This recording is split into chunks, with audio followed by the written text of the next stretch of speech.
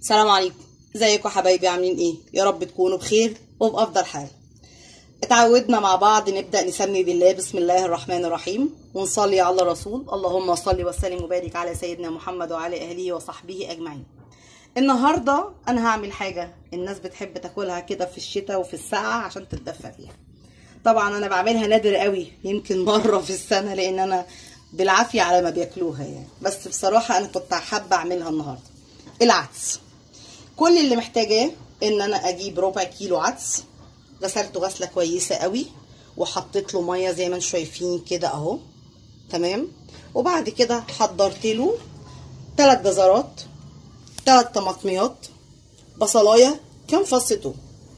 الجزر انا بحب اقطعه خفيف عشان اقدر لما يتسلق، هو الوحيد اللي بياخد سليق يعني، اشوفه في السليق، لو استوى يبقى خلاص كده تمام. هنسمي بالله ونحط معانا الحاجه اهو. ربع كيلو عدس اهو، 3 طماطميات زي ما انت عايزه قطعي، تمام. وادي الجزر وادي البصله وادي فص الثوم. كل اللي انا حطيته، انا ما بحطش ولا بطاطس بقى ولا كوسه ولا الحاجات اللي الناس دي بتحطها، لا. العدس احلى حاجه فيه الجزر والطماطم. انا حتى مقلله البصله ومقلله التومه لاني هحتاج له بصله تاني. انا كده حطيت اهو الحاجه، تمام.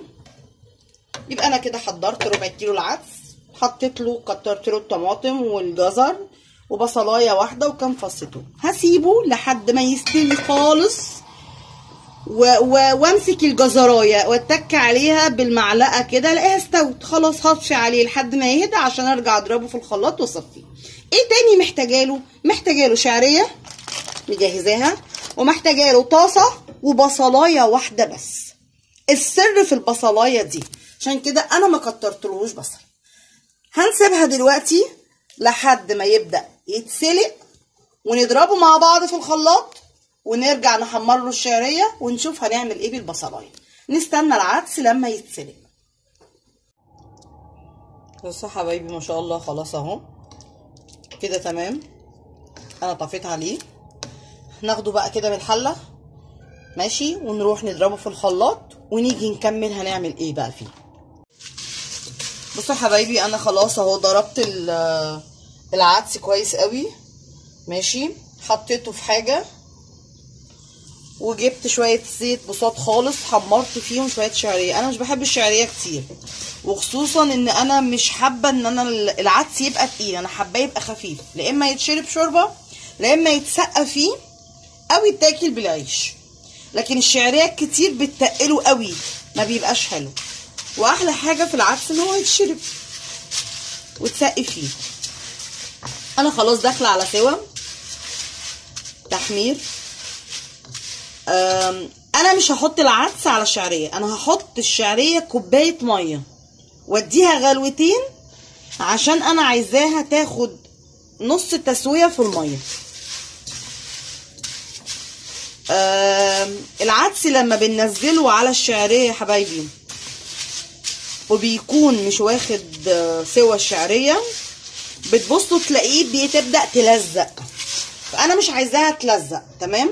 انا عايزاها بسم الله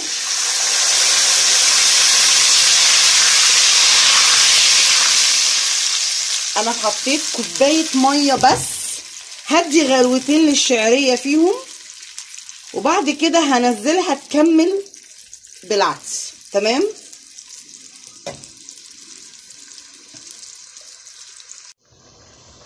بصوا يا حبايبي انا مش طالبه غير الغلوتين دول بس، تمام. ليه حطيت ميه؟ لان العدس عندي تقيل. مني كوبايه الميه اللي انا حطيتها ادت غلوتين للشعريه، خليتها خلاص يا دوبك غلوه مع العدس وتبقى تستوي.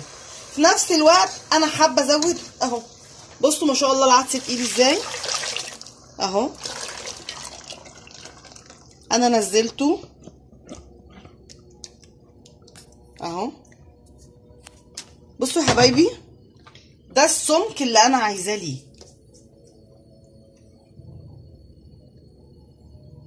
اهو. انا هديله غلوتين، هحط له شويه ملح ماشي، نحط التوابل مع بعضينا اهو. ادي الملح، طبعا الملح ده على حسب ما انتوا بتدوقوه.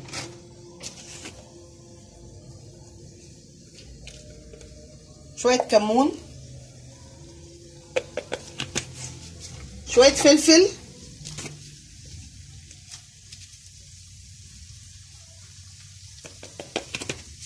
شويه كزبره. بس انا بصراحه بحب العدس عليه كزبره. تمام، يبقى انا ما حطيتش غير ملح، فلفل، كمون، شويه كزبره بس. وعلى فكره انا دقت العدس قبل ما احط له الملح بتاعه، اقسم بالله طعمه مسكر. الجزر اصلا مسكر، فما شاء الله اداله طعم حلو قوي. شايفين لونه محمر ازاي من الجزر والطماطم؟ بصوا لون العدس ما شاء الله جميل جدا. احلى حاجه الجزر والطماطم لما تكتريهم في العدس. انا كده خلاص حدقته، يا دوبك هيدي غلوتين وهعمل له طشه البصله اللي انا هحطها عليها وهطفي. ادي البصله اللي انا اتفقت عليها معاكم. كل اللي انا عايزاه البصله صغيره بحته سمنه وشويه زيت بس. اول ما العدس يغلي ويستوي انا هطش البصله دي عليها. في ناس بتعمل توم، لا يا جماعه، اساس العدس البصل، حتى اللي بيتاكل جنب منه البصل. فانا هعمل يا دوبك حاجه بسيطه خالص. ماشي، اول ما تبدا تتحمر والعدس يدي غلوتين انا هطفي عليها.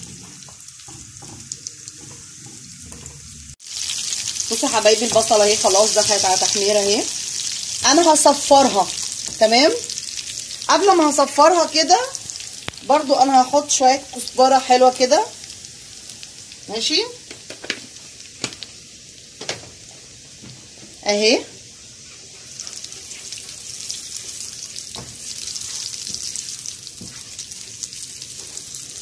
هطفي عليها. بصوا العدس بيغلي ازاي.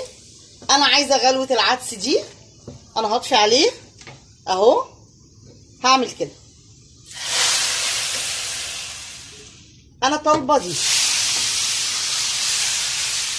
تمام،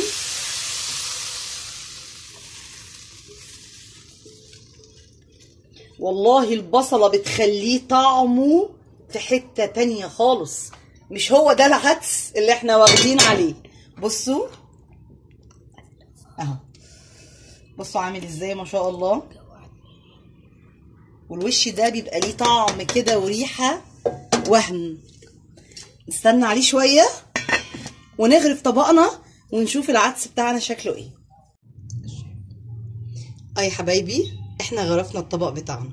بصوا عامل ازاي ما شاء الله، والله جميل جدا. هبعد عشان بس الدخانه بتاعت سخنيته. بصوا شعريه مظبوطه مش كتيره، سمكه ده اللي انا عايزاه. حبيت اسقيه بعيش، حبيت اكله بعيش عادي، حبيت اشربه شوربه اهي. والله والله طشه البصله والكزبره ليه طعم تاني خالص وريحه تانيه خالص. وده كان طبقنا النهارده، كان سهل وخفيف وبسيط. يا رب تكونوا استفدتوا مني، وما تنسوش تفعلوا لي الجرس وتشتركوا في القناه وتدعوا لي دعوه من قلبكم. والسلام عليكم ورحمه الله وبركاته.